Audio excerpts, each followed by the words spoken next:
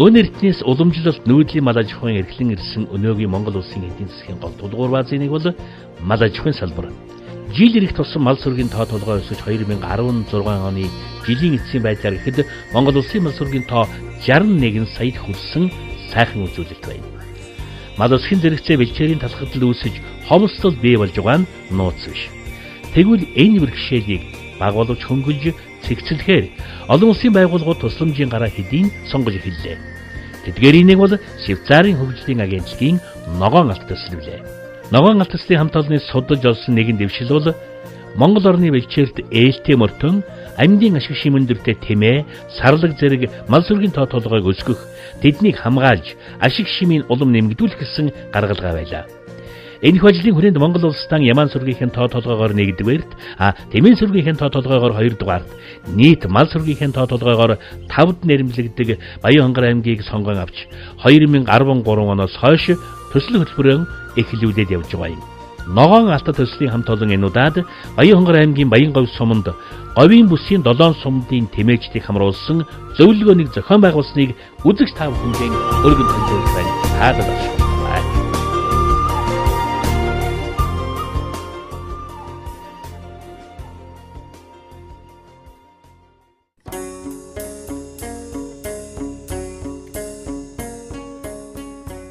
Төв Азийн цээжинд орших Монгол улс Алтай хангай говь тал хээрийн бүс нутагт эрсдэс уур амьсгалын дунд нүүдлийн мал аж ахуйн эрт цагаас идэвхтэй хүртэл эрхэлж ирсэн онцлог уламжлалтай ард түмэн.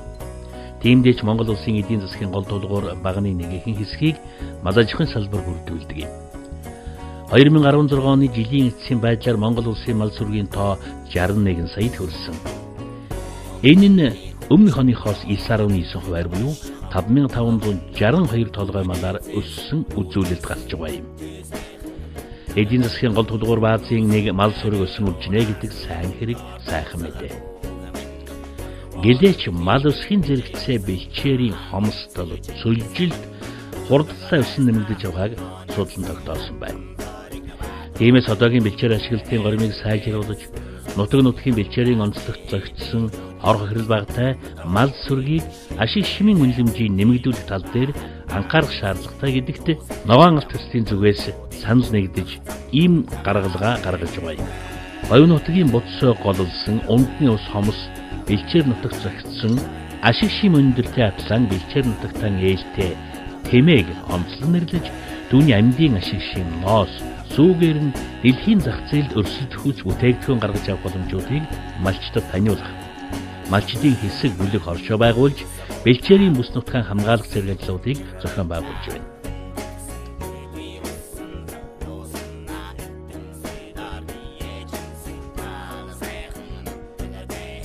Энэ говийн нутгийн бэлчээрийн нөхцөл байдал бас говийн малчдын бэлчээрээ ашиглах онцлог нүүдэл суудлагс онцлогтой. Тэгээ сүүлийн жилүүд бид нар энэ говийн малчдын хооронд бэлчээр нэгтэй, уус нэгтэй, ийм төг соёл нэгтэй малчдын хооронд харилцан уулзалдах нэг нэгнээс суралцах тийм үйл ажиллагааг маш их дэмжиж зохион байгуулж байгаа. Тэгээ энэ удаад бид нар бас Монголын нэртэй тэмээ судлаач эрдэмтэд тэмээний амьдын ашиг шим сүү ноосны ашиг шимийг яаж нэмэгдүүлэх үү, яаж айлуулах үйлдвэрлэлд нэмэр өртөгтэй бүтээгдэхүүн бий болгох гэдэг талаар бас олон үйлдвэрүүд бас оролцож байгаа онцлогтой. Тэгээ цаашдаа бид нар энэ тэмээнийчдийн зөвлөгөөнийг ерөнхийдөө жил болгон зохион байгуулах гэж бодож байгаа. Ерөнхийдөө энэ тэмээчдийн зөвлөгөө маань жилийн дараа хийсэн ажиллахаа үр дүнг дүгнэх, дараагийн жил ажлаа төлөвлөх гэдэг ийм зорилготой зөвлөгөөнийг зохион байгуулж байгаа. Yeah, personally I'm very impressed because it's a very hard. Би Монголд ирээд удаагүй дөнгөж 3-7 хоног байна. Хөдөө нутгаар явхад говийн малчид үнэхээр гайхамшигтай байна. Энэ хүмүүсийн өнгө төрөх амьдрал ахуйгаа авч байгаа байдал, газар нутаг, харагдаж байгаа олон тэмээ, энэ бүгдийн өнгө гэрэл зохицуулагдсан юм шиг л үнэхээр сайхан харагдаж байна. Тормны ноосоор хийсэн бүтээгдэхүүнийг би Монголд ирээд анх удаага харлаа. Үнэхээр зөөлөн дулаахан санагдсан. Швейцарт бол ноолуурын бүтээгдэхүүн хоньны ноосон бүтээгдэхүүн гэж мэдхээс биш, тормны ноосоор хийсэн бүтээгдэхүүн гэж огт мэдэхгүй. Тиймээс миний бодлоор энэ бүхэн үнэхээр гайхамшигтай сайхан байна.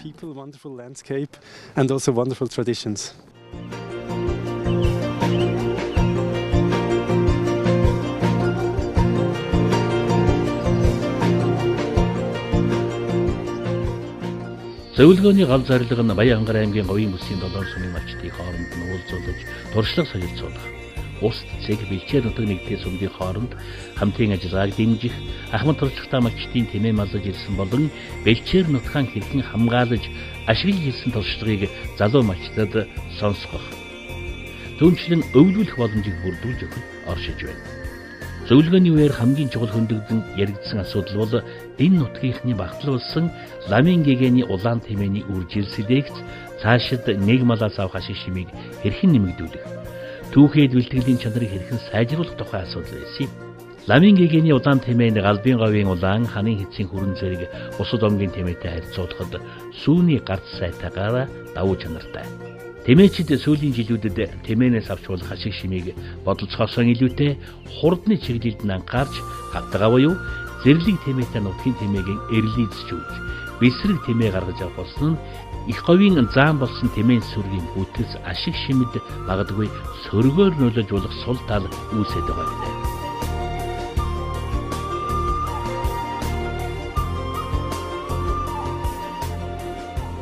Бид нар одоо хурдлах чадварыг сайжруулах зорилгоор энэ тэмээг бол олон жил бас энэ релизжүүлж тамаан манай говийн шинжист баян өндөр сүүлийн үед бол энэ баянлаг сум нэлийн релиз тэмээ олонтой боллоо. 1-2 дугаар үе буюу бүр одоо 5-6 дугаар үе рүү орсон релиз тэмээ олон болсон. Энэ нэг талаар хурдлах чадвар байгалийн одоо дэсвэр хатуужил байгалийн хатуу ширүүнд даван туулах нь илүү боловч Монгол тэмээнийг энэ удам гэдэг юмыг бол бас хадгалж үлдэх нь бол бидний гол үүрэг байна. За манай сумын хувьд бол одоо ер нь тэмээнийхэн удам гэнийг хадгалах яг Монгол ламын гэгэний улаан гэсэн энэ одоо урлагийн хэсгээр батлуулах чинь Монгол тэмээг монголоор нь авч явах. Баянгар аймгийн одоо Говийн бүсийн тэмээний ламын гэгэний улаан гэдэг энэ урлагийн хэсэг бол яг энэ одоо өөрийнхөө удам гээ тэр сайхан шимт ашиг шимт чанарыг хадгалж үлдэхт бол бид нэр онцгой анхаарч ажиллахаар ингэж хашаалт өглөгч олон улсын төсөлтөрийн байгууллага аймаг орон нутгийнхаа төр захиргааны байгууллагатай ингэж хамтарч ажиллаж байгаа. Миний бодлоор бол цаашдаа ер нь тэмээний үржилсэлэгчдэр бол ерөөсөн болж игүүл энэ тэмээнд гавтгай буюу релизсэн юм зурсыг оруулах бол сонирн биш ээ. Энэ бол Монгол тэмээ Монгол орон дээр дэсвэр хатуужлаараа байгалийнхаа экологи дасан зохицсон энэ амьдрах чадвараараа илүү учраас энийг хадгалж явах нь чухлаа л гэж. Тэмээний ашиг шимэл ялангуяа Монгол тэмээ бол ерөөсө ноос сүү мах энэгээр одоо ер нь дэлхий гайхаж байгаа. Ер нь хоёр бүх тэмээний эл бол одоо ийм ашиг шимээ өгдөг. Тэгвэл нэг бүх тэмээ бол сүүгээр их байдаг боловч бусад ашиг шимийн тандаар Монгол тэмээний юунд хүрдэггүй. Тэр дондаа бол Монгол тэмээ дэлхийд ховордож байгаа. Хэрвээ одоо хавтгаан буур энэ тэмээний дэлгэр өргөн дэлгэр нийлүүлж эхлэх юм бол Монгол тэмээний жинхэнэ цэвэр генетикийн сан маань буур ийм байдалд хүрэх учраас ер нь хавтгаан буураар ирэлцүүлэхийг ер нь хязгаартай, болгоомжтой тэр болгон дэлгэрүүлэх шаардлагагүй. Швейцарын хөгжлийн агентлагийн ногоон алдар төсөл ус цагуур орчны шинжилгээний газар хөдөөжихөн их сургууль Монгол Улсын их сургуулийн эрдэмтдтэй хамтран 6 жилийн туршид Монгол орон даяаран 2000 гаруй цэг дээр наривчилсан судалгаа хийж Монгол орны бэлчээрийн нөөцийг судлан дүгнсэн байдаг. Шингэхдээ бэлчээрийн сэргийгч чадварыг ангилж Монгол орны бэлчээрийн төлөв байдлыг үнэлэхэд нийт бэлчээрийн газрын 65% байгалийн унган төлөв байдлаас өөрчлөгдөж харилцан адилгүй түвшинд доройтсон байна. Бэлчээр ашиглалтын одоогийн горим ачааллыг бэлчээрийн сэргийгч чадвар даацтан тохируулж чадваас нийт доройтсон бэлчээрийн 90% нь 10 хүртэл жилийн дотор сэргийх боломжтой гэж үзсэн байна. Харин бэлчээр нутгийн 7% унган зүйл ургамлууд нь устдаж, төрөгч ургамал нэмэгдэж, ус зүйн өөрчлөлтийн улмаас байгалийн аясаараа сэргийх боломжгүй гэж үзжээ. Ер нь Говийн бүсийн хувьд хөрсний онцлог, цагаагаар, хурд тундас унах онцлогоос хамаарат нөхөн сэргийх чадвар нь янз бүр байдаг байна. Ерөнхийдөө дүгнэж хэлэхэд Говийн бэлчээр нутаг байгаль цагаарынхаа нөхцөл байдалд зохицсон, тэсвэртэй, ачаалдах чадвар нь өндөр, эргэн сэргийх чадвартайч малчдын хувьд хуучны сайхан цаг шиг сэтгэл амар цаг суух өнөө биш болжээ. Нэгэнт доройтсон бэлчээрийг нөхөн сэргэнэ гэдэг маш их хөрөнгө мөнгө цаг хугацаа шаардсан ажил. Тухайлбал говьд таримал тэжээл тариална гэдэг амаргүй. Харин доройтуулахгүйгээр ачааллын тохируулан ашиглах байгалийн аясаар нөхөн сэргэх чадварыг хадгалж үлдэх нь хамгийн зөв арга зам юм байна. Тиймээс малчдын хувьд бэлчээр нутгаан амраах, сэлгэн нутаглах замаар бэлчээрийн доройтлоос сэргийлэхэд анхаарахын зэрэгцээ. Олон хоногийн үйл даах тэсвэртэй хатдан амьдын ашиг шимээрийн бүхэл бүтэн экологийн цэвэр үйлдвэрлэл болж чадсан тэмээн сүргэн өсгөн үржүүлэх нь нэн чухал зорилт болоод байна. Ингнэсо гэдэг бол им гэдэг нь ойлгомжтой. Энийг бол эрдэмтэн судлаачид тогтоосон байна. Түүнээс гадна үүнийг одоо эмчилгээний чиглэлээр нэлээд их хэрэгжилж байна. За жишээлх юм бол одоо чихрийн шижин өвчтэй хүмүүс, за сүүлийн үед бол одоо харшлыг өвчлөх талаар, харшил өвчнийг эмчлэх талаар бол ингнэсо одоо туршилт судалгааны ажил нэлээд их хийгдэж байна. За түүнээс гадна бол ингний одоо генийг судлах, за мөн эдгээр сүүний болохоор зэрэг бас ашиг шимээгийн судлах талаар одоо Монгол улс, за тэгээд Казахстан, Киргиз гэх мэт олон улс оронд бол эдгээр судалгаа хийгдэж байна. Ер нь хятадын зах зээл дээр бол нэлээд бас өндөр үнэ үрж байгаа. Яагаад өндөр үнэ үржсэн гэхээр зэрэг энэ хятадын одоо CCTV гэдэг тийм ээ. За манайхаар л одоо Монголын үндэсний олон нийт яриад л байсан гэсэн үг.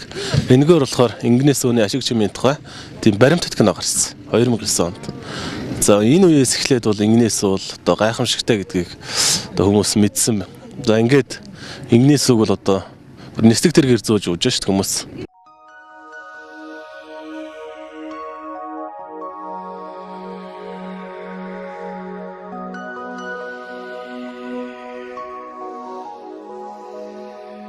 Зөвхөн ингний сүүний найрлагад байх амин хүчил уургуудыг ялгаж авахд дэлхий дахинд түгээмэл дэгддэг чихрийн жижиг нүчнийг ангаах чадвартай гэнэ. Энэ чинээгээр ингний сүү дэлхийн зах зээл дээр өндөр үнээр борлогдох нөхцөл бололцоо бүрдэж байна. Нөгөө тэгвэр торомны ноосыг самнаж бэлтгэх шин төрлийн арга технологиг Швейцарын хөгжлийн агентлагийн ногоон алт төслийн хүрээнд нэвтрүүлж байгаа юм байна. Өрөдийн цагт зөвхөн нас хүүцэн тэмээхийн ноосыг л хяргаж авдаг байсан. Тэгвэл тусгайсан хашаанд тэмээгээ босоогоор самнах нь үйлдвэрлэлийн нэг шатлалыг ахиулаа зогсохгүй ноосны үнэлэмжийг нэмэгдүүлэх бололцоог бүрдүүлж байна. Манай эрдэмтдийн судалгаагаар говь нутагт бэлчээр доройтож байгаа нэг хүчин зүйл нь сүргийн бүтэц алдагдаж ямааны тоо эрс нэмэгдсэнтэй холбоотой. Торомыг хаврын улиралд ноосоо гээхээс өмнө самнаад авбал ямааны ноолуураас дутхааргүй чанартай сайн ноос гаргаж авдаг боломжийг бас бодолцож тогтоож байна. Сарлагын хөөвөр торомны ноосыг дэлхийн зах зээл дээр тансаг зэрэглэлийн эд гэж үздэг бөгөөд ховор олдцтой болох дээр эрэлтэн ч бас нэг их байдаг байна. Баян хонгорын хувьд жилдээ 15 орчим тонн торомны самнсан ноос үйлдвэрт нийлүүлэх боломжтой. Гэвч одоогоор дөнгөж 1 тонн гаруйхныг л бэлтгэж байна.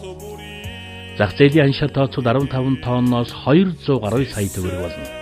Тэгэлэр бид зөвхөн торомынхоо ноосыг цаг хугацаанд нь самнаад чанартай ноос бэлтгэж чадвал малчдын орлого төдий хэмжээгээр нэмэгдэнэ гэсэн үг.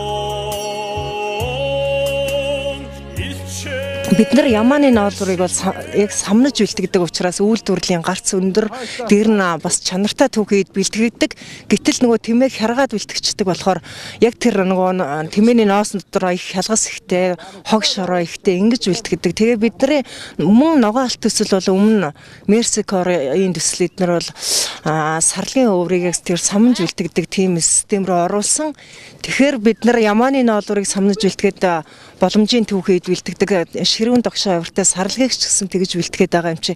Яагаад тэмээг болдгоо ингээд энэ туршилтаа бол ямар ч байсан туршиж үзье гэд энэ гов тий амжилттай болсон. Тэгээд энэ Баян хонгор аймаг, Говь Алтай аймаг дээр бол 2 жил бол нэлээд ойр ажилласан. Тэгээд энэ туршилт бол амжилттай маш сайхан түүхийд бэлтгэхэд өнгөрсөн 15-16 онд бол үйлдвэрлэлийн хэмжээний туршилтууд хийгээд үр дүнгийн бол батлан харуулсан байгаа. Товрны ноос самнах өгснөөр бол самнаж өгснөөр зүгээр харгаж одоо хайшилж өгсөн ноос тушаалтаас бол илүү одоо орлого маштай гардар ирж байгаа. Цаашдаа ер нь товрны ноосыг дуусад нь бэлтгэх самнах. За ер нь болж игэл анхан шатны боловсруулалтыг гаргах юм бол өшөөл одоо малчтын орлого нэмэгдэх юм боломж бүрдээд байгаа.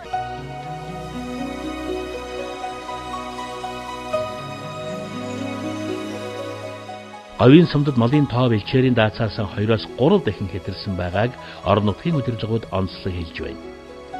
Бэлчээрээ хамгаална гэдэг малаан цөөлөх үү эсвэл мал сүргийн өсгөн зэрэгцээ бэлчээрээ хамгаалах уу гэдэг сонголт малчдын өмнө тулгараад байгааг харуулж байна. Харин мал сүргийн өсгөхөөс илүү нэг малаас авах ашиг шимийг бүрэн ашиглах, зах зээлд сайн чанартай түүхэд бэлтгэн нийлүүлж, жил ирэх тусам доройтож байгаа бэлчээр нутгаан хамгаалж, ашиглалтын горимаан сайжруулах боломжтой гэдэг гаргалгааг ногоон алт төслөөс гарган санаачилж, малчдын дөрвөн удирдлийн бэлчээрийн дундаан ашиглаж ирсэн уламжилт арга ажиллагаан дээр суурилсан бэлчээр ашиглагчдын хэсгийн зохион байгуулалт. Сумдад болохоор бэлчээр ашиглагчдын хэсгийн холбоодыг тус байгуулжээ. Энэхүү холбоог байгуулснаар малчдын дунд үүсдэг байсан бэлчээрийн маргааныг нааштайгаар шийдвэрлэж, бэлчээрийг сэлгэж, амрааж, хамгаалах ажлууд мөн дагаж төлөвшөж байна. За бид охин одоо малчдад чиглэсэн сургалт зөвлөгөө, мөн одоо олон улсын төсөл хөтөлбөрүүдийг хэрэгжүүлэх, мөн одоо бэлчээрийг сайжруулах, одоо сайн одоо туршлагуудыг түгээн дэлгэрүүлэх чиглэлээр орон нутгатаа болголцсон ажиллаж байна. За одоогоор манай игнэнд нэг 11 аймгийн бэлчээр ашиглагчдын холбоо, 100 гаруй одоо сумын бэлчээр ашиглагчдын холбоо, 1200-300 орчим одоо бэлчээр ашиглагчдын хэсэг одоо нэгдэж ингээд одоо гишүүнчлэрээ одоо орсон байгаа. Энэ Швейцарын хөгжлийн агентлаг нугаал төсөл маань бол Баянгор аймагт 2010 оноос хойш Баянлэг, Баянговь 3 булаг сумд хэрэгжсэн. За 15 оноос богд сумд хэрэгжиж ингээд үндсэндээ 4 сумд хэрэгжиж байна. Тэгээ энэ бэлчээр ашиглах талаар бол яг яарга авах малчтын ангачтны байгууллага бэлчээр ашиглагчдын хэсэг гэдгийг бол яг зохих ном журмынхан дагуу байгуулад сумын бэлчээр ашиглагчдын холбоо, төрийн бас байгууллага, хоршоог бол байгуулад ажиллаж байна. Тэгээ Баянгор аймгийн хэмжээнд бол өнөөдөр 4 сумд 39 бэлчээр ашиглагчдын хэсэг, 4 төрийн бас байгууллага буюу бэлчээр ашиглагчдын холбоо, 4 хоршоо одоо яг энэ нугаалтцлын хэмжээнд бол зохион байгуулагдсан үйл ажиллагаа явуулж байна. Манай сумын хувьд 14 бэлчээр ашиглагчдын хэсэг байгууллагын үйл ажиллагаа явуулж байна. За үүний дотроос шинэ удаг аман ус малчтын бүлгийг заагвар бэлчээр ашиглагчдын хэсэг буюу малчтын бүлэг болохоор сонгож авсан. Тэгээд энэ хоёр одоо бүлэг дээр жишээ авч ярих юм бол нэлээд өөрчлөлт гарч байна.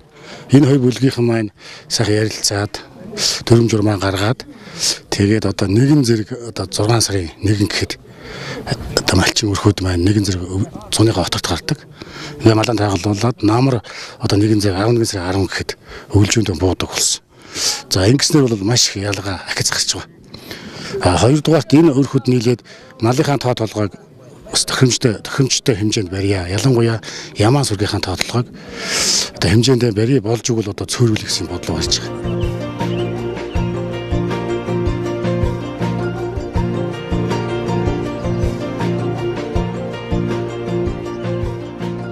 Баянгор аймгийн говийн бүсийн 7 сумдын тэмээжлийн зөвлөгөөний үеэр говийн сумдын тэмээжлийнхэн дунд хурдан торомны уралдаан, сайхан тэмээтэй хос, сайхан буур шалгаруулах тэмцээнийг зохион байгуулж, их говийн чимэг болсон эрдэнэт сүргээрээ гайхуулж наадацгаасан юм. Зөвлөгөөний хүрээнд зохион байгуулагдсан тэмцээнүүдээс хамгийн онцлог нь торомны уралдаан байлаа. Учир нь монголчууд тэмээгийн тэнгэрийн амтэн, алсын аянд хамгийн тохиромжтой түшигтэй унаа гэгчлэнгээр багтан дээдэлцгээдэг.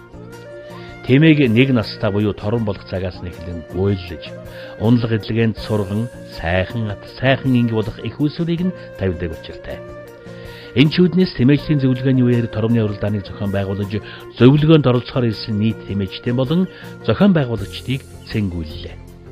Торомны уралдаанд нийт 60 гаруй тором бүрдүүлж 10 км замд уралдсанаас Баянгор аймгийн Шинжинс сумын 2 дугаар багийн малчин Бямсрынгийн хүрэн тором төрүүлж уйсан эзэн унааж хөөхөд урсан олноо баясгалаа. Харин сайхан буур шалгаруулах тэмцээнд 10 буур оролцсноос Баянгор сумын инх төрийн хүрэн буур нэгдүгээрт, Одон баярын хүрэн 2 дугаараар эзэлсэн бол мөн тус сумын сүрэн хорийн хүрэн тусгай байрт тус шалгарлаа.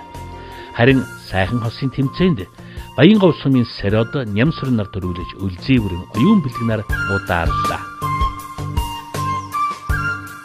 Шинжинс сумын 2 дугааргийн малчин Бямсрын гэж. Энэ торомныхоо тухай ярихгүй өмнө одоос иймэрхүү тэмээний уралдаан, торомны уралдаан энтерт бол одоос нэлээд дээгүүр давхижсэн гэж сонссон. Энэ жил энэ 5 уралдаад 2 төрүүлээд 3 харигдсан тором. Манай Ботхон тэмээ байгаа юм.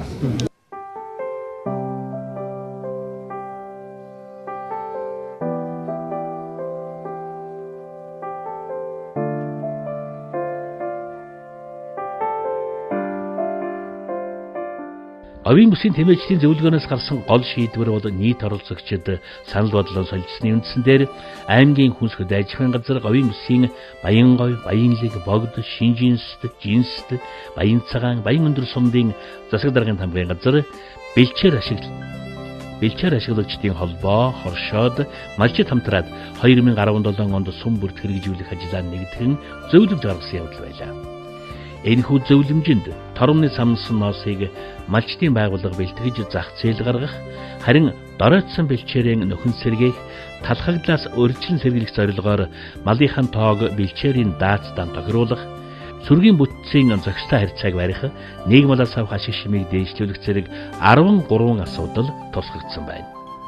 Эдгээрээс хамгийн чухал зүйл бол Монгол тэмээний генийн удмын санг цэврээр нь хадгалах, ашиг шимийг бууруулахгүйгээр хадгалах үүднээс хавтгай тэмээтэй хяналтгүйгээр үржүүлэлт оруулахыг хязгаарлах гэсэн зөвлөмж байсан юм а. Эдгээр зөвлөмжүүдийн дагуу хэрэгжүүлсэн ажлаа эх жилийн мөн үед дүгнэж дараа жилийн ажлын зөвлөмжөө гаргаж байхаар тогтлоо. Энэхүү зөвлөмжийг даган мордож ажиллаж чадвал их говийн чимэг болсон элэст манхандан заан болсон тэмээн сүргэн өсгөн үржүүлэх, бэлчээр нутгаан хамгаалах, тэмээнийхэн ашиг шимийг зүү зохистой ашиглах энэ чинээгээрэн малчдын орлого нэмэгдэх нэг гаргалгаа, сайн тал, сайн үзүүлэлт бий болох юм а.